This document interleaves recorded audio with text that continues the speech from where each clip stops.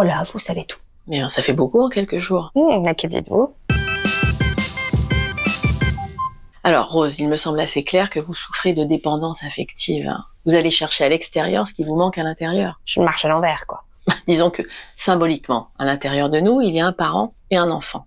Chez vous, l'enfant n'est pas écouté parce que le parent, lui, il préfère s'occuper de l'enfant des autres. Je suis pas sûre de tout comprendre. Vous vous occupez des autres parce que vous pensez que c'est comme ça que vous serez aimé. Et ça marche pas. Parce que vous ne posez pas vos limites. Vous êtes dévoué, seulement dévoué, donc vous n'existez pas. Ni pour vous, ni pour les autres. Charmant.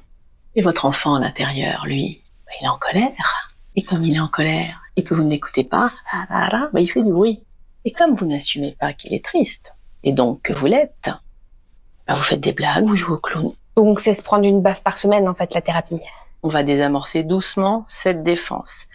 Et on va tenter de mieux cerner qui est la vraie Rose pour enfin la montrer au monde. C'est un programme. Ce que je vous propose, en plus de nos séances, c'est une thérapie de groupe. Alors c'est des gens qui ont des dépendances diverses, mais qui tous témoignent au fond d'un vide qu'ils cherchent à remplir. Mais je devrais pas plutôt me concentrer sur moi? Si, mais rien ne vous empêche d'apprendre des autres en chemin. Ça vous va comme ça? D'accord. Et j'ai encore une question. Oui? Pourquoi, dans mes relations amoureuses, à chaque fois que ça se passe bien, que je suis calme, sereine, je me sauve. Et quand ça fait mal, je m'accroche. On dirait que j'aime le chaos. Mais vous vous êtes construite comme ça. Vous faites tout pour ne pas décevoir ceux qui vous déçoivent et du coup vous vous rendez décevante pour ceux qui ne vous déçoivent jamais. Une logique imparable.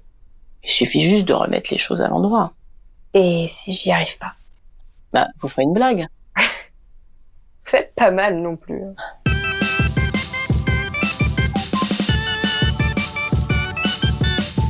À la semaine prochaine.